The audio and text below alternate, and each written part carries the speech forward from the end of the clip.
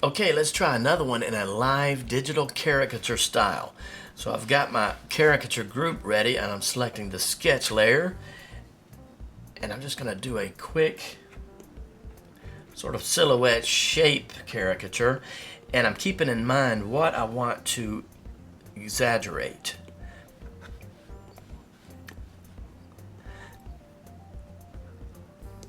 I drew that a little bit too big, so I'm going to try to adjust it. Just make it a little smaller. That way I can add a neck. See, he has a long neck. And I'm going to try to explain what I'm exaggerating as I go. It's only a slight exaggeration though. So next I'm going to choose the line layer. Make my lines black. Make the lines a little thinner. Opacity all the way up. And here we go. Okay, so the first thing I'm noticing, the largest portion of his head is his forehead. The largest feature is his forehead.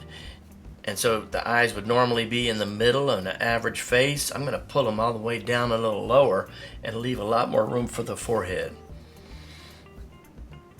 Zoom in so I can see a little better. Start off with a tear duct.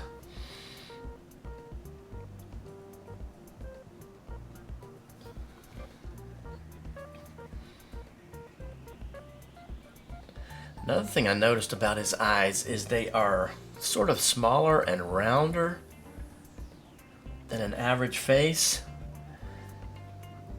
And so I'm trying to make it appear round and small so I can, this is the iris. If you hold it, it will become more circular. Procreate just does that for you. Then he's got the eyebrows that are kind of small and peaked. Bridge of the nose on the other side. Oh man. And if I mess this up, we'll just laugh about it.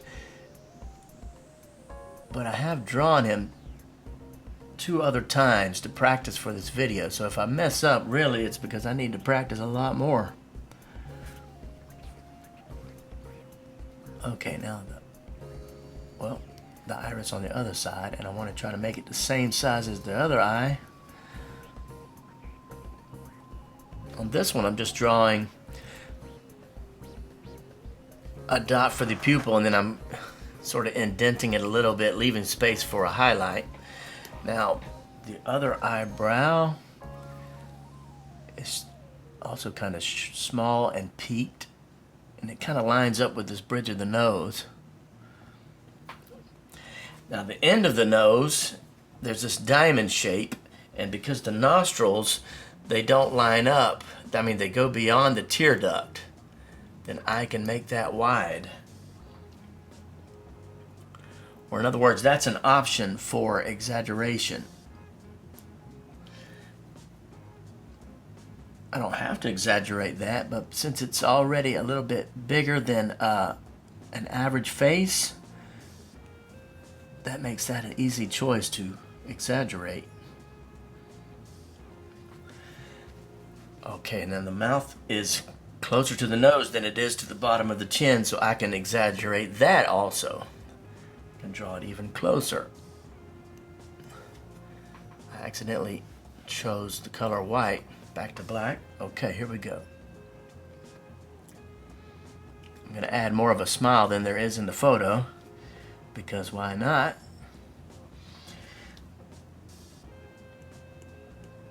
Now we got to get this mustache goatee part of the beard on there.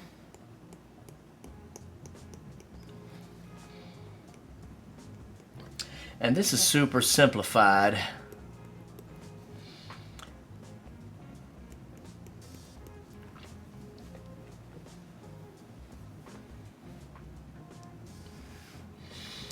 I've had it on James's stabilized pen. I'm going to switch to the regular James's pen, which is basically the studio pen from the ink section A lot of people ask me what pen do I use. So I'm on the inking category, and if you look, the Studio pen, and then James's pen is just, I just did some little adjustments to make it thicker.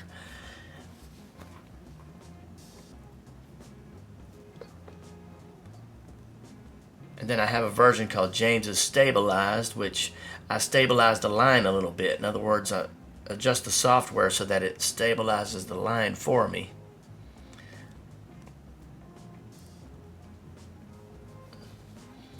Okay. Make the line a little thicker, and then we're going to get the side of the head on there. Like I said, I'm leaving room for the larger forehead. And I don't have to follow my sketch. My sketch just helps me get started.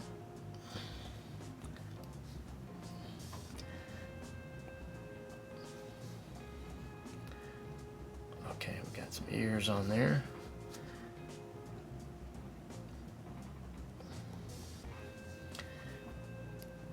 Now for the hair. In this photo I'm using, the hair is kind of cut off. I mean, in other words, it's kind of cropped. So I'm drawing where the hair would be if it wasn't cropped. Maybe a couple of lines to show the flow of the hair and the long neck. Adam's apple action going on there, and then the collar of the shirt. You can do that with a couple of lines, and boom, that is my line drawing. I'm going to make the sketch disappear and then quickly switch to the color layer. Choose a skin tone, and then I'm just going to drop a flat skin tone. Everywhere I want this skin tone to be, I'm just going to outline it and then drop it in there.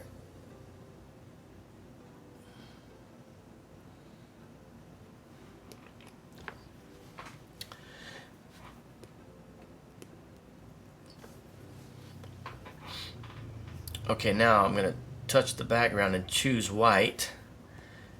I'm going to get the whites of the eyes. If I was drawing at an event, I would try to get this in like two strokes of the pen, because this is not like a deep, thought out studio caricature. This is my method for drawing a quick 6-minute caricature when you have somebody sitting live in front of you. Now, noticing his eyes look green in this photo. They might be blue or a blue-green, but to me they look green. And then I noticed the outline of the eye, the color is darker than the interior of the eye.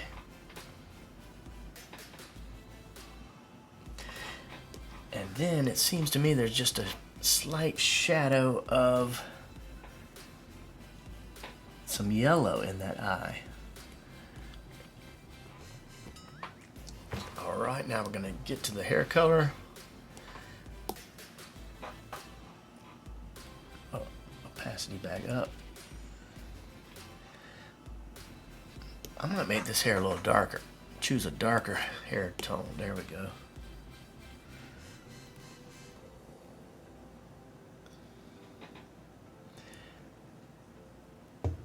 I think you can also choose your line layer and make that a reference layer, and then you can drop this color in just as easy, but you have to make sure there's no open spaces. In other words, every section has to have closed lines or it doesn't work. Now when it comes to someone wearing a black shirt, I choose a super dark gray. I don't go totally black because it'll just look like a lump of color and you won't see like the small details of the shirt. But this kind of reads as black.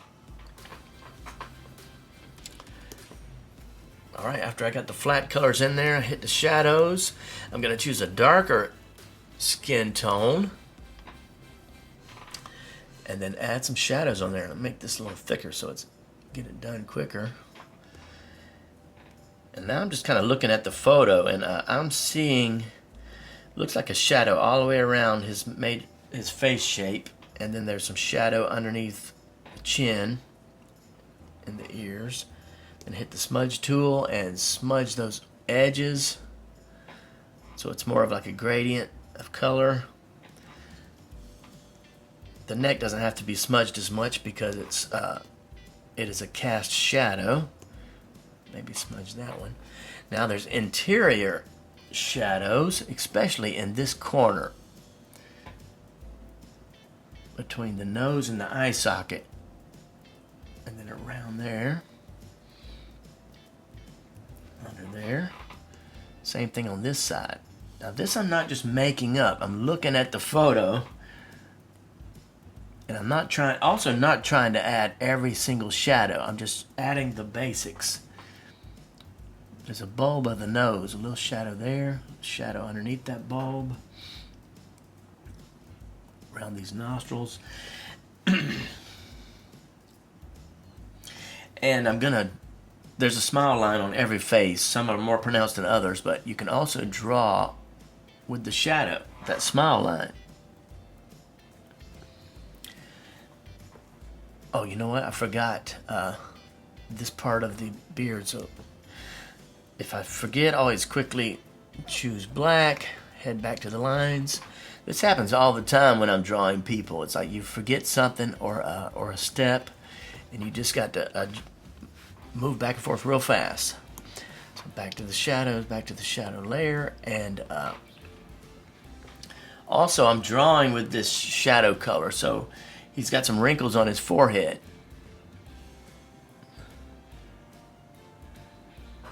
And I'm drawing them with this color rather than drawing them with a black line, because these wrinkles are faint. They're not as bold as the outside of a shape, and it looks kind of cool. Now I'm gonna get this smudge tool and kind of smudge the edges on some of these things, not all of them.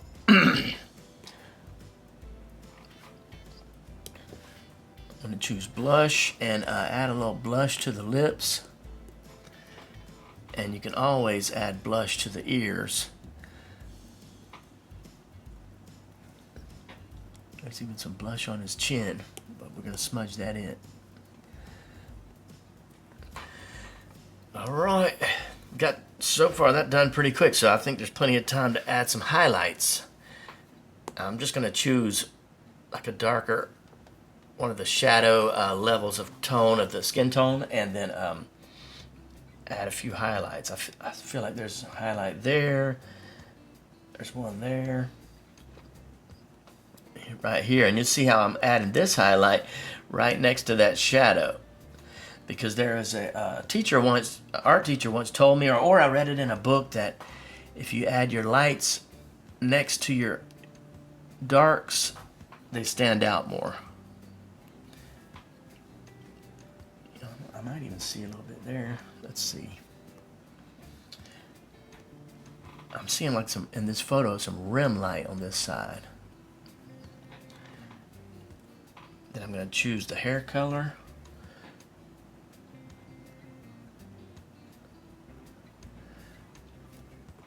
And I know this is taking longer than 6 minutes, but when I'm drawing someone at a live event on my iPad, I try to get it done in 6 minutes. Now back to the smudge tool. Like, this is too bold, but I can smudge it.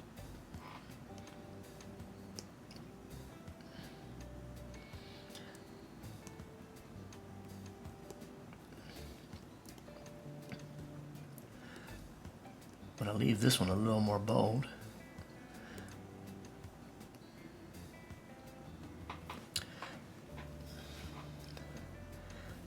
Okay, I accidentally left a white spot there, but I'm gonna fix that. Switch back over to color layer.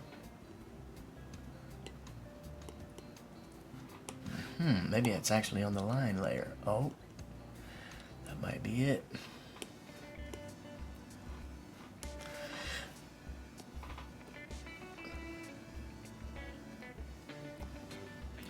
Okay, back to the highlights. It looks like I've smudged them away where they're almost gone. But see if you can notice this difference when I turn them on and off. See, it's kind of flat, And it's just a little bit more dynamic with those highlights.